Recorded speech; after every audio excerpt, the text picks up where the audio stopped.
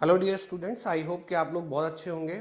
आज हम लोग एक ग्लोबल क्राइसिस जो इस समय न्यूक्लियर एनर्जी को लेके है उस पर बात करने वाले हैं। ये जो आपका लेक्चर है it can be important for BARC interview, तो आप एक बार इसको देख लें और पुराने जो 3 लेक्चर मैंने लिए हैं उनको भी देख लें। India 3 stage nuclear program, basic component of nuclear power plant, क्या न्यूक्लियर एनर्जी सेफ है। आज हम लोग बात करने वाले हैं न्यूक्लियर एनर्जी से जो सबसे बड़ा प्रॉब्लम होता है, दैट इज न्यूक्लियर वेस्ट, और उसको डिस्पोज कैसे करें। अब क्वेश्चन ये उठता है, सबसे पहले तो ये समझने की जरूरत है कि न्यूक्लियर वेस्ट है क्या और वो कैसे खतरनाक है। ऑलमोस्ट ये एक रिपोर्ट के हिसाब से टोटल 435 न्यूक्लियर पावर प्लांट्स हैं वर्ल्ड वाइड, और ये 10,500 टन का spent fuel per year produce कर रहे हैं। तो इतना जो आपका स्पेंट फ्यूल है उसको आपको डिस्पोज करना है, राइट। और ये जो न्यूक्लियर एनर्जी है फिलहाल अराउंड 10% जो है वर्ल्ड की एनर्जी को कंट्रीब्यूट कर रहा है। टोटल जो आपका एनर्जी वर्ल्ड का रिक्वायरमेंट है उसमें 10% का कंट्रीब्यूशन न्यूक्लियर पावर का है। अब देखो न्यूक्लियर वेस्ट है क्या। आप इस चीज को समझो कि मैंने जैसे कि बेसिक आपको बताया था कि यूरेनियम रिएक्ट करता है और उसके बहुत सारे फिशन प्रोडक्ट्स बनते हैं।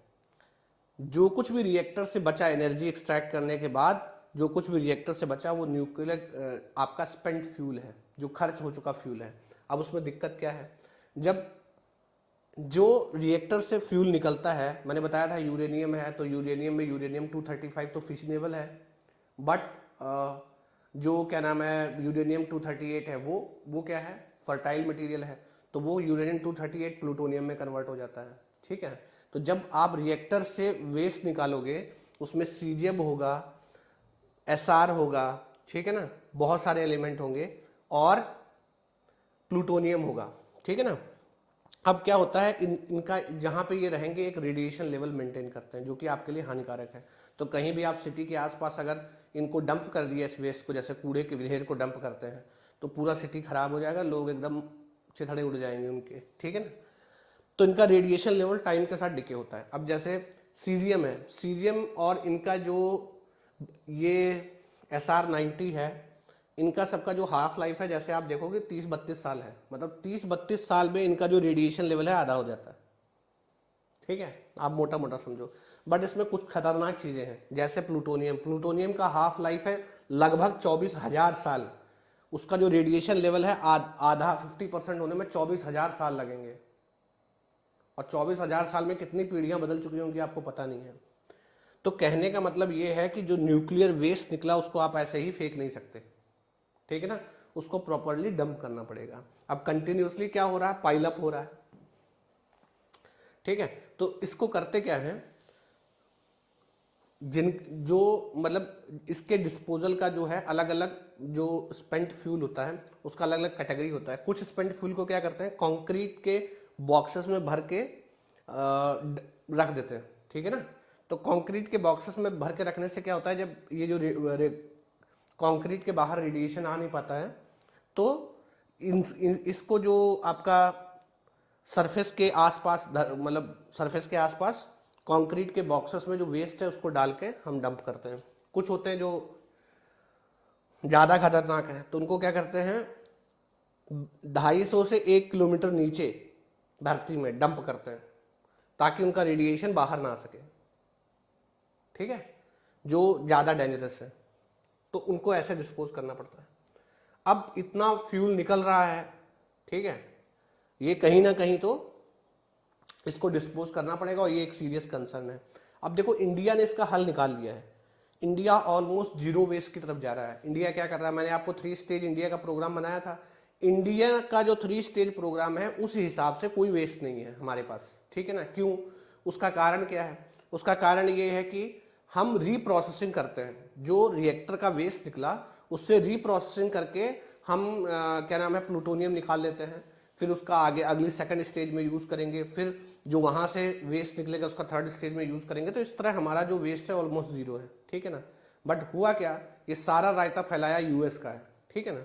यूएस ने क्या किया, जो स्पेंट फ्यूल होता है ना, स्पेंट फ्यूल में होता है प्लूटोनियम और उससे बनता है mostly nuclear weapon, atomic bomb. तो यूएस ने अपना दिमाग लगाया कि भैया देखो अगर रीप्रोसेसिंग अलाउ करेंगे तो लोगों के पास प्लूटोनियम आएगा, और लोगों के पास प्लूटोनियम आएगा तो एटॉमिक बम लोग अक्वायर कर सकते हैं, और इस चीज का संभावना जो है वो बढ़ जाएगा कि और दूसरी कंट्री भी जो है वो उनके पास न्यूक्लियर वेपन हो जाएगा। तो जिमी कार्टर यूएस के प्रेसिडेंट थे, उन्होंने कहा कि भाई हम रीप्रोसेसिंग करेंगे नहीं। ठीक है, अब यूएस में क्या है, आपने देखा होगा सबसे ज्यादा न्यूक्लियर रिएक्टर यूएस में है, और वहां तो वेस्ट इकट्ठा हो जा रहा है, अब उसको डिस्पोज ऑफ कैसे करें।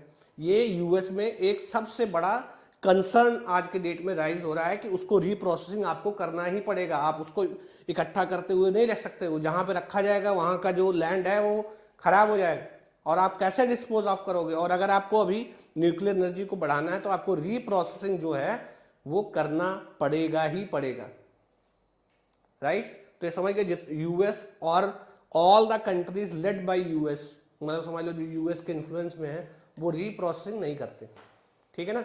अगर वो रीप्रोसेसिंग चालू कर देते हैं तो हमारी समस्या का समाधान हो जाएगा। इंडिया ऑलरेडी रीप्रोसेसिंग कर रहा है, तो इंडिया को ऐसी कोई समस्या नहीं है। तो ये एक समस्या हाइपोथेटिकली क्रिएटेड है कि भाई हमने तो बम बना के धर लिए, दूसरा ना बना पाए, इस वजह से हम रीप्रोसेसिंग अलाउ नहीं कर रहे हैं। तो जिस दिन रीप्रोसेसिंग अलाउ करेंगे आप इसी फ्यूल से दोबारा यूज करके एनर्जी प्रोड्यूस कर सकते हो। आपको मैं रफली बता दूं कि 1 पाउंड यूरेनियम से उतना एनर्जी जनरेट किया जा सकता है जितना 70 टन कोयले से किया जा सकता है।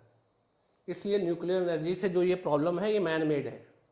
ये जिस दिन इनका दिमाग सुधरेगा, और रिसेंटली 4-5 साल में इनका दिमाग सुधरेगा, तो अपने आप ये प्रॉब्लम जो है चली जाएगी। क्योंकि अगर आपको कार्बन एमिशन कंट्रोल करना है तो उसमें न्यूक्लियर एनर्जी एक बहुत बड़ा कंट्रीब्यूटर है, राइट।